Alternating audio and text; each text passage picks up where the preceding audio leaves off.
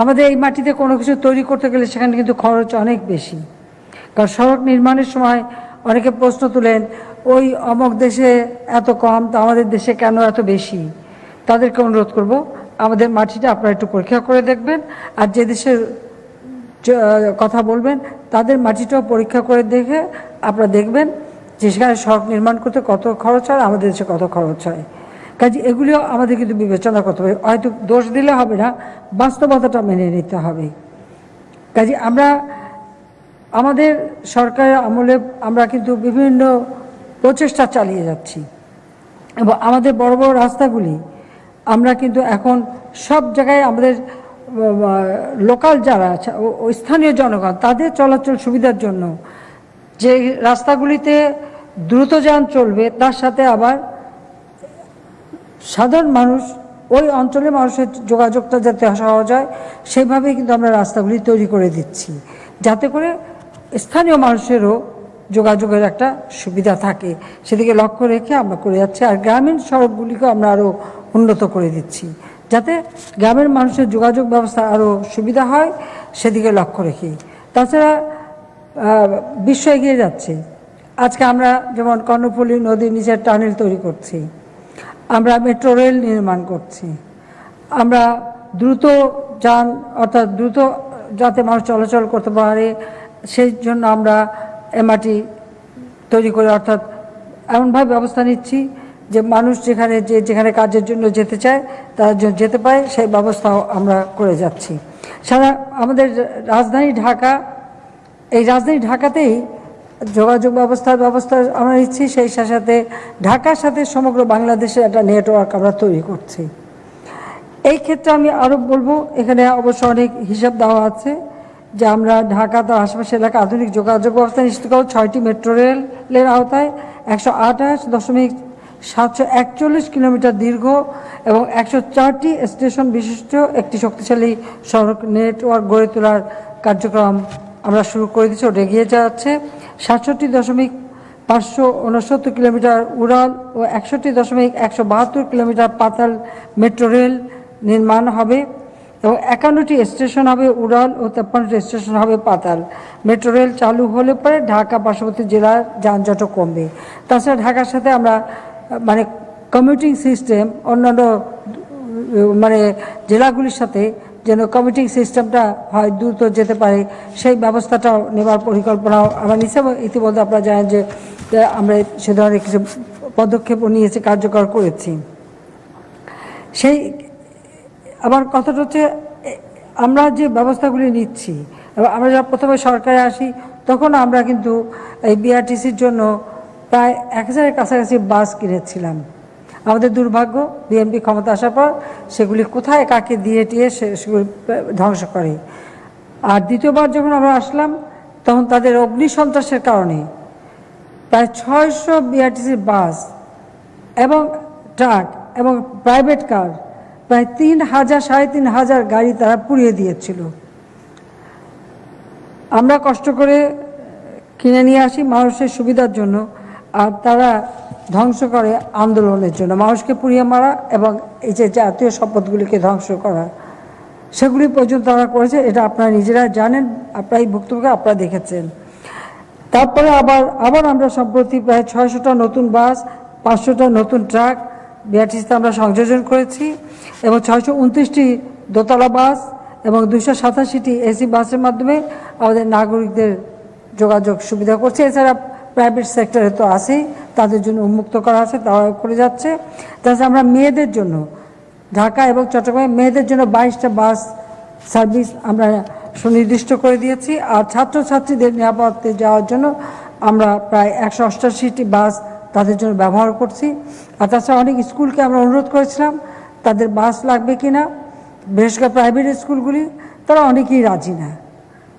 আর কিছু কিছু স্কুল আছে স্বাভাবিক, বাবা মারা একটু পয়সাওয়ালা হয়ে গেছে, টাকা হয়ে গেছে, বিভিন্ন ব্র্যান্ডের গাড়ি চলে, তাদের ছেলেমেয়েরা ওই গাড়ি থেকে নামবে, গাড়ি থেকে নেমেছে স্কুলের বন্ধুকে বলবে, জানিস আজকে আমি কোন গাড়িতে উঠে এসেছি, তো সেই কথাটা বলার সুযোগ পাবে না বাসে গেলে। কাজে এই অহমিকা বোধটাও মানুষকে ক্ষতি করে, যানজটও বাড়ায়। এটাও একটা দুর্ভাগ্যের বিষয় যে হঠাৎ টাকার মালিক কাজে এটা টাকা তো দেখাতেই হবে। তো এই দেখানো করতে যেয়ে আবার একটা সমস্যার সৃষ্টি করে এবং ট্রাফিকটাও বাড়ায়। হ্যাঁ, মানুষের আর্থিক সচ্ছলতা বাড়ুক, গাড়ি কেনার ক্ষমতা বাড়ুক, গাড়ি কেনার সুযোগ আমরা করে দিই, কিন্তু তারপর আমি বলবো যে ছেলে মেয়েকে সেভাবেই শিক্ষা দেওয়া উচিত যে একটা স্কুলে পড়লে সেখানে ধনী দরিদ্র সব ধরনের পড়তে পারে, কিন্তু তারা যেন সেইভাবে আচার আচরণ করে, সবার সাথে মানুষকে মানুষ হিসেবে দেখে, সেভাবে চলতে পারে। এই সম্পদের অহমিকা বোধ করে কোনো লাভ নেই। তার শিক্ষা নিশ্চয়ই এই করোনা ভাইরাস আসার পর মানুষ নিশ্চয়ই সেটা একটু শিক্ষা পেয়েছে যে অর্থ থাকলেই সব সুবিধা ভোগ করা যায় না, অর্থ থাকলেই সব কিছু করা যায় না। কাজে সেখানে তার থেকেও শক্তিশালী কিছু থাকে যেটা মানুষের জীবনকে স্থবির করে দিতে পারে। তো করোনা ভাইরাস আমাদেরকে সেই শিক্ষাটা দিয়ে যাচ্ছে। জানি না অবশ্যই শিক্ষাটা সকলের হয় না, তবু আমাদের চেষ্টা সবসময় আছে, আমরা চেষ্টা করে যাচ্ছি নিরাপদ সড়ক দেওয়ার জন্য। আর তাছাড়া আমাদের দেশের জাতীয় মহাসড়কে 4টি গুরুত্বপূর্ণ স্থানে চালকদের জন্য বিশ্রামাগার করা হয়েছে। এটা আমার নির্দেশ ছিল, কারণ আমরা চাচ্ছি যে যারা গাড়ি চালায় আমরা অনেক সময় তাদের ভালো মন্দের দিকে চিন্তা করি না, একটা মানুষ কতক্ষণ গাড়ি চালাতে পারে। কারণ আমার দেশে আসলে নিজেরা তো কেউ গাড়ি খুব কম চালায়, সবই তো ড্রাইভার রাখে। আর ড্রাইভার তারা অমানসিক পরিশ্রম করে, কত ঘন্টা একটা মানুষ একটা গাড়ি চালাতে পারে বা কতটুকু তার বিশ্রাম প্রয়োজন সেটা কিন্তু কখনো অনেকে হিসাবেই নেয় না।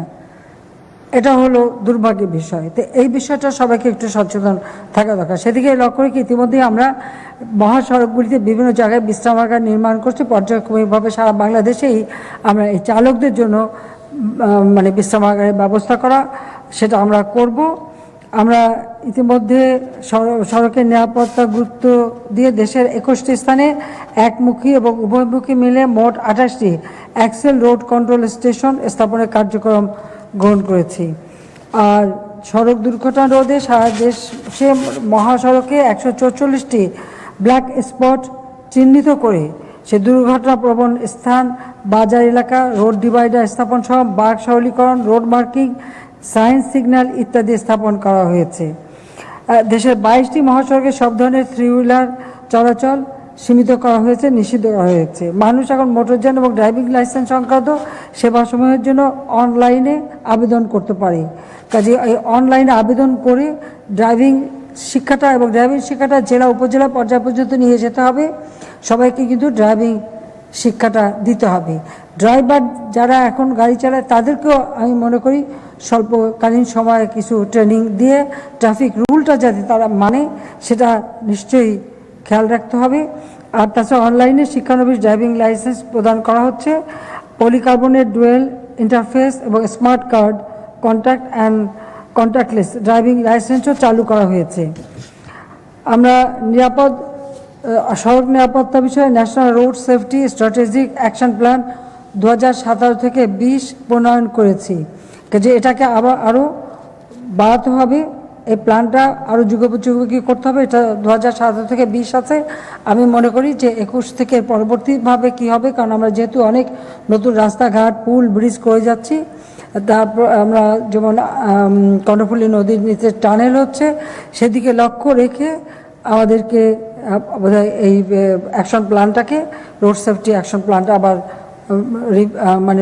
নতুনভাবে আরেকটা প্রণয়ন করার প্রয়োজন আছে। সেটা নিশ্চয়ই আমাদের সড়ক ও সেতু মন্ত্রণালয় উদ্যোগ নেবে। আমরা আমাদের এসডিজি রোড সেফটি সংক্রান্ত লক্ষ্যমাত্রা অনুযায়ী এসডিজি অ্যাকশন প্ল্যান ও বাস্তবায়ন করে যাচ্ছি। তাছাড়া জাতীয় সড়ক নিরাপত্তা কাউন্সিল গঠন করা হয়েছে, তাদের সুপারিশ বাস্তবায়ন করা হচ্ছে এবং সড়ক পরিবহন আইন 2018 আমরা পাশ করেছি এবং পর্যায়ক্রমিকভাবে সেটা বাস্তবায়ন করা হচ্ছে। এই ক্ষেত্রে সবাইকে বলবো যে একটু আমাদের সহযোগিতা করতে। আর আরেকটি বিষয় যে ট্রাফিক আইন মেনে চলা, এটা সকলের ক্ষেত্রে প্রযোজ্য। এবং আমি বারবার বলছি, এখন আমি বলি সেই স্কুল জীবন থেকেই ছোট বাচ্চাদেরকে থেকে শুরু করে প্রত্যেকটা জায়গায় এই ট্রাফিক আইনটা সম্পর্কে শিক্ষা দেওয়া, সচেতন করা। প্রত্যেকটা শিক্ষা প্রতিষ্ঠান, অফিস আদালত সব জায়গায় ওই ট্রাফিক রুলের পোস্টার লাগিয়ে রাখা এবং সবাই যেন এটা সবসময় দেখে এবং তাদের নজরদারিতে থাকে এবং তারা যেন এভাবে সচেতন হয়, সেদিকে বিশেষভাবে দৃষ্টি দেওয়ার জন্য আমি অনুরোধ জানাচ্ছি। তাছাড়া সড়ক নির্মাণের সময়ও, যেটা আমি আগেই বললাম যে আমরা ইতিমধ্যে পদক্ষেপ নিয়েছি, যে মানে স্লো অর্থাৎ গতি কম গতির এবং দ্রুত গতির রাস্তা সেগুলি সুনির্দিষ্ট করা। দ্বিতীয় হচ্ছে ড্রাইভিং লাইসেন্সটা। আমাদের অনেক সময় ড্রাইভার হেল্পারকে গাড়ি দিয়ে সে একটু বিশ্রাম করতে চায় আর তারপরেই অ্যাক্সিডেন্ট হয়, অথবা ড্রাইভার এত ক্লান্ত থাকে যে হয়তো ঘুমিয়ে পড়ে, তখন অ্যাক্সিডেন্ট হয়। সেই কারণেই একদিকে যেমন ড্রাইভারদের মানে ট্রেনিং আবার দেওয়া, লাইসেন্স দেওয়ার সময় ভালোভাবে পরীক্ষা নিরীক্ষা করা যে সত্যি ভালো ড্রাইভিং জানে কি না, বা ওই 2টা টাকা দিয়ে যেন ড্রাইভিং লাইসেন্স দিতে না পারে সেদিকে দেখা। সেই সাথে যারা হেল্পারে কাজ করে আমি মনে করি তাদেরকে একটু ট্রেনিং করাই দিতে হবে, তাদেরও যেন ড্রাইভিং সম্পর্কে একটা ট্রেনিং থাকে, গাড়ি সম্পর্কে ট্রেনিং থাকে। তারপর হচ্ছে গাড়ির ফিটনেসটাও খুব বেশি দরকার। কাজে গাড়ির ফিটনেসটাও যত নিয়মিত হয় এবং সেগুলি বিশেষভাবে পরীক্ষা নিরীক্ষা করা এবং গাড়ির ফিটনেসটা ঠিক করা। আর ড্রাইভারদের একটা মানুষ কত ঘন্টা একটানা গাড়ি চালাতে পারে, তারপরে তার একটা বিশ্রামের সময় দরকার অথবা তার পরিবর্তন দরকার। তো যারাই প্রাইভেট সেক্টর বা সরকারি সবাইকে বলবো আমি যে আপনারা যদি স্পট ঠিক করে রাখেন যে এই ড্রাইভারটা এত মাইল চলবে, এত ঘন্টা চালাবে, তারপরে সে সেখানে নামবে, বিশ্রাম নেবে। যদি থাকে তাহলে ওখানে অল্টারনেটিভ ড্রাইভার থাকবে, সে আর একজন সে চালাবে। এইভাবে যদি আমরা ব্যবস্থা করতে পারি আমাদের আরও দুর্ঘটনা কমে যাবে। আর যারা প্রাইভেটে গাড়ি চালান, ড্রাইভার রাখেন, তাদেরকে অনুরোধ করব যে আপনারাও কিন্তু আপনার ড্রাইভার কতক্ষণ গাড়ি চালাতে পারে একটা না, ড্রাইভার বিশ্রাম নিল কিনা, ড্রাইভার খাবার খেয়েছে কিনা, ড্রাইভারের কখনো জীবনে আসে কিনা, তাহলে কি সেই বিষয়টা একটু দেখা দরকার। সেটা সবাইকে একটু দেখতে হবে, কারণ যে আপনাকে গাড়ি চালিয়ে নিয়ে যাচ্ছে তার ভালো বন্ধুটা তো দেখা উচিত। অনেক সময় দেখা গেল যে আপনারা নেমে গেলেন দাওয়াত খেতে, আর ড্রাইভার বসেই থাকলো, সে গাড়ি ছেড়ে যেতেও পারছে না, তার খাওয়া নাই দাওয়া নেই, ওভাবে বসে থাকতে হচ্ছে। তো তাদের জন্য একটা খাবারের ব্যবস্থা আগে থেকে করে রাখেন, কারণ সেটা আপনাকেই নিয়ে চালাচ্ছে। যে তাদের ভালো মন্দটা আপনার দেখা উচিত, সেটা নিশ্চয়ই সবাই একটু দেখবেন, এটা আমি অনুরোধ করব। আর আমরা পর্যায়ক্রমভাবে সমস্ত সড়কের পাশে আমরা এই বিশ্রামাগার করব, কারণ যেখানে আমাদের পেট্রোল পাম্প আছে তার সাথে আমরা করতে পারি। রেস্টুরেন্ট থাকলো বা একটু ব্যবস্থা থাকলো, তারা সেখানে বিশ্রাম নিল, সে ব্যবস্থাটা করতে হবে। আরেকটা বিষয় লক্ষ্য রাখতে হবে, যারা গাড়ি চালাচ্ছে তারা মাদক সেবন করে কি না, তাদের ডোপ পরীক্ষা করা দরকার এবং মাদক সেবন করে কি সেটা পরীক্ষা করা দরকার। প্রত্যেকটা ড্রাইভারে এই পরীক্ষাটা একান্তভাবে অপরিহার্য, সেটাও আপনাদের করতে হবে। আর গাড়ির আমি ফিটনেসের কথা আগেই বলেছি। আরেকটা প্রবণতা আছে আমাদের গাড়ি ড্রাইভারদের, ওভারটেক করা। হয়তো একটা গাড়ি চলে গেছে, সেটাকে ওভারটেক করতে হবে, তখন হুঁশ থাকে না, বেহুশ হয়ে যে ওভারটেক করতে যেয়েই কিন্তু অ্যাক্সিডেন্ট করে। তো এই প্রবণতাটাও বন্ধ করতে হবে, যে এই ওভারটেক করা। দ্বিতীয় আরেকটি বিষয়, আমি যারা পথচারী, আমরা শুধু ড্রাইভারদের কথা বলি আর ড্রাইভারদের দোষ দেই। শুধু এই ড্রাইভারদের দোষ দিলে হবে না, আমাদের পথচারীদেরও সচেতন থাকতে হবে। সেখানে সচেতনতার খুবই অভাব। আমরা মুখে খুব বলে টলে যাই, কিন্তু কাজের বেলা আমরা কি দেখি, পাশেই ফুটওভার ব্রিজ, রাস্তার মধ্যে কিন্তু হেঁটে যাচ্ছে, একটা গাড়ি আসছে, একটু হাত দেখেই অমনি হাঁটা দিল। এটা একটা যান্ত্রিক ব্যাপার, ব্রেক কষলেও সেটা থামতে কিন্তু কিছু সময় লাগে, হাত দেখালেই থেমে যেতে পারে না। সেই কথাটা সবাইকে সচেতন করতে হবে, সেটা প্রচারও করতে হবে, বলতে হবে, মানুষকে জানাতে হবে। সবথেকে দুর্ভাগ্যের বিষয় যে বাচ্চা নিয়ে মা ফ্লাইওভার বাদ দিয়ে ওই রাস্তার মধ্যে দৌড় দিল, একটা হাত থেকে ছুটে গেল, গাড়ির নিচে পড়ে মারা গেল। দোষ কার? ড্রাইভারের। কেন ড্রাইভারকে দোষ দেবো? দোষ তো ওই মা যে বাচ্চাকে নিয়ে যাচ্ছে। বা একজন বাবা দেখলাম বুকের মধ্যে বাচ্চা নিয়ে সেখানে রাস্তায় গ্রিল দেওয়া, গ্রিলের উপরে সাপ করা, সেটা পার হতে যাচ্ছে, একটু পা পিছলালে ওটা ওই সাপ নেইলটা তো ওই বাচ্চার একদম ফুটো হয়ে চলে যাবে। কাকে দোষ দেবে? তখন সড়কের দোষ, সরকারের দোষ, আন্দোলন হবে সরকারের বিরুদ্ধে, সরকার পদত্যাগ চাইবে, কিন্তু দোষটা কার সেটা আর দেখবে না। তো এই সব বিষয়ে যে নাগরিক সচেতনতা আমাদের দেশে খুব বেশি প্রয়োজন, খুব বেশি প্রয়োজন বলে আমি মনে করি। কাজে যত্রতত্র যেখানে সেখানে রাস্তা পারাপার হওয়া এটা বন্ধ করতে হবে এবং ট্রাফিক রুলস সবাইকে মেনে চলতে হবে। এমনকি গাড়িতে আপনি ফুটপাতে হাঁটলেও আপনি কোন দিকে হাঁটবেন, আপনার যেখানে গাড়িটা সামনে দিয়ে আসছে, আমরা ছোটবেলা সেটাই শিখেছি, তার উল্টো দিকে দিয়েই সড়ক মানে ফুটপাতে হাঁটতে হয় যেন গাড়ি আসে আপনি দেখেন। কিন্তু পট করে নেমেই হাঁটা দিল ক্রস করতে, অমনি গাড়ি একটা এসে মেরে দিল, তারপর ড্রাইভারকে ধরে ওখানে পিটাও মারো, এবং ড্রাইভারকে মানে মারতে মারতে মেরেই ফেলে দিল।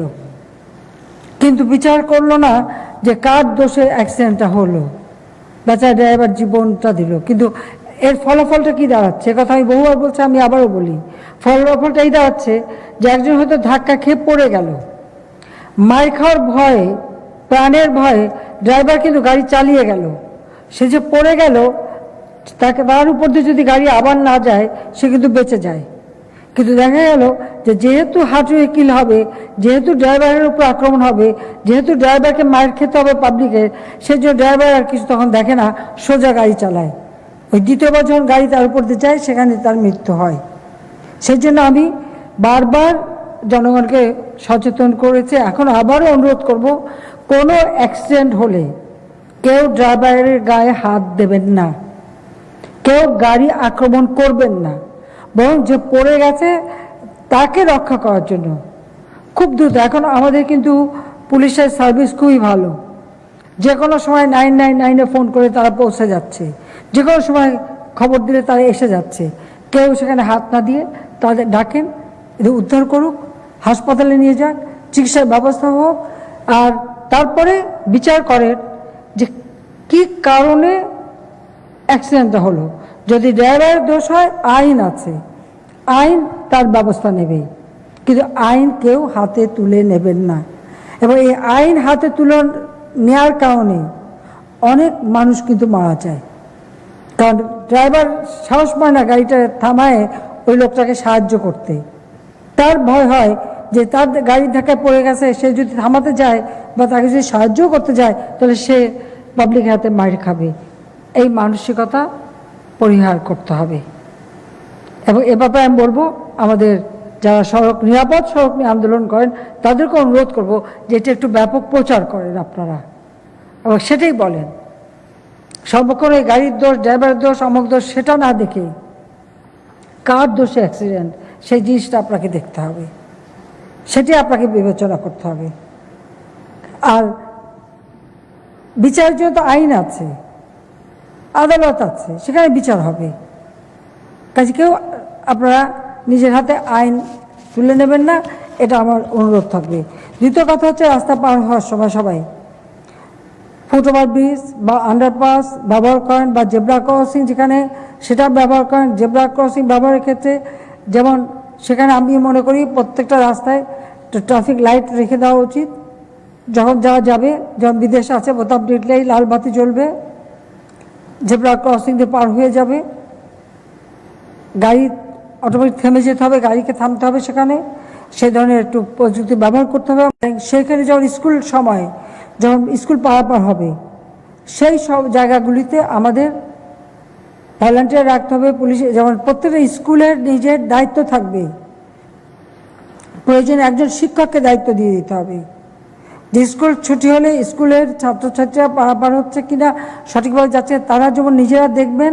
সেই সাথে আমাদের তো কমিউনিটি পুলিশিং আছে, ভলান্টিয়ার আছে, পাশাপাশি আমাদের ট্রাফিক পুলিশ আছে, তাদেরকে সহযোগিতা নিয়ে এই ছাত্রছাত্রীদের রাস্তা পারাপারের ব্যবস্থা করে দিতে হবে। কিন্তু সাথে সাথে সেই স্কুলেরও দায়িত্ব থাকবে, অভিভাবকদেরও দায়িত্ব নিতে হবে। সেই সিস্টেমে যদি আমরা করতে পারি তাহলে কিন্তু আমাদের অনেক সড়ক দুর্ঘটনার হাত থেকে আমরা রক্ষা করতে পারবো, সেই ব্যবস্থাটা নিতে হবে।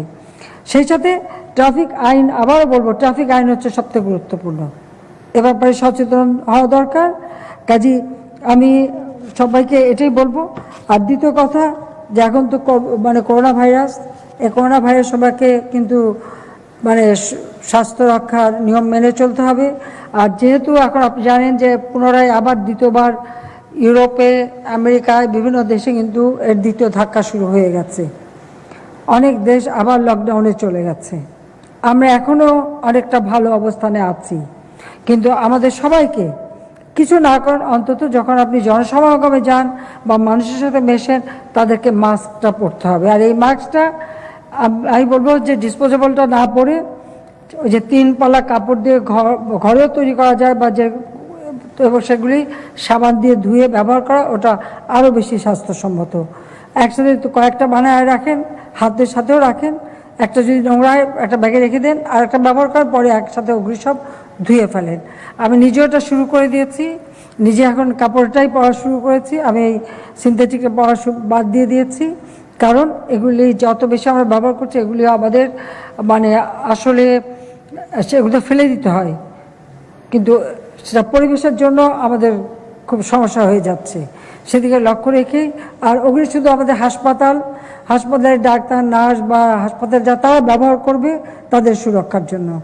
আর আমরা সাধারণ মানুষ, আমরা আমাদের যেটা কাপড় দিয়ে তৈরি করে সেই মাস্কটা ব্যবহার করলেই যথেষ্ট। কিন্তু সবাইকে এটা ব্যবহার করতে হবে, এমনকি ড্রাইভার, হেল্পার, তাদেরকেও ব্যবহার করতে হবে যতক্ষণ চালাবে। হ্যাঁ, আমি বলবো না যে সর্বক্ষণ পড়ে থাকা দরকার নেই, যখন একটু ফাঁকা থাকবে আপনাকে খোলা বাতাসে নিঃশ্বাস নিতেই হবে, কারণ খোলা বাতাসে নিঃশ্বাস না নিলে আপনার লাঙে অক্সিজেনের অভাব দেখা দেবে, অক্সিজেনের অভাব দেখা দিলে আবার ইনফেকশন হবে। সেই জন্য কিছুক্ষণ খোলা বাতাস আপনাকে নিতেও হবে।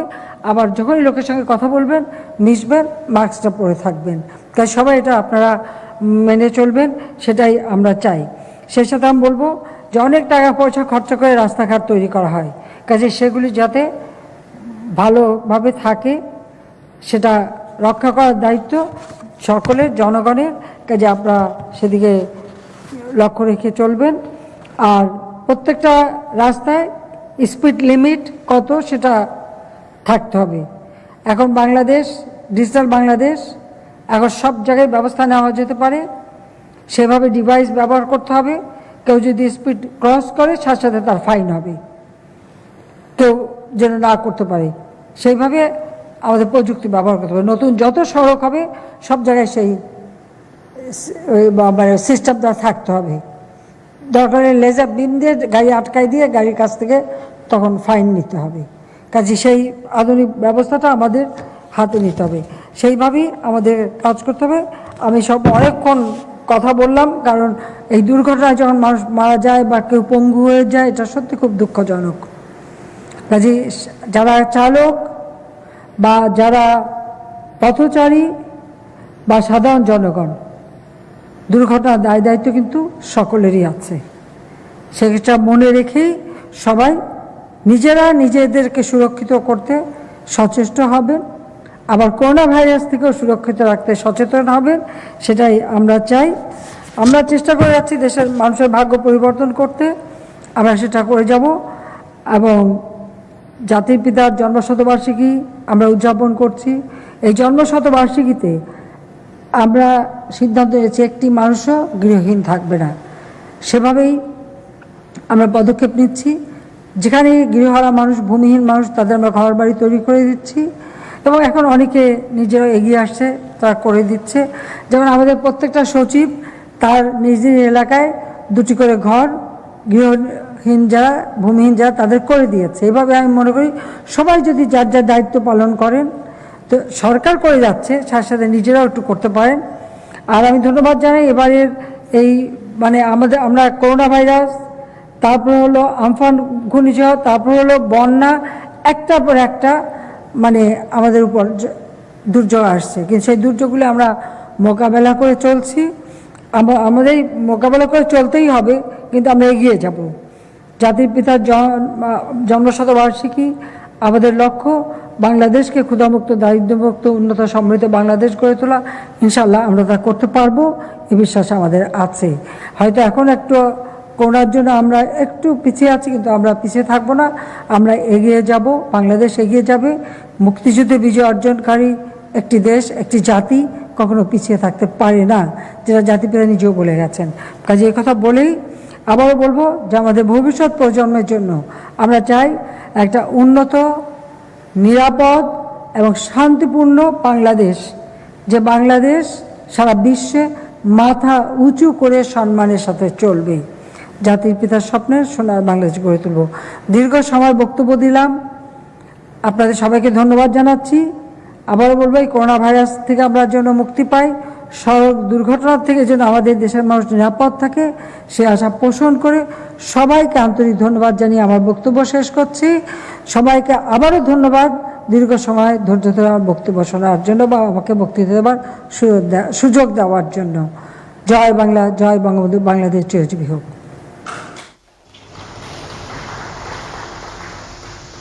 অত্যন্ত মূল্যবান এবং দিক নির্দেশনামূলক ভাষণ প্রদানের জন্য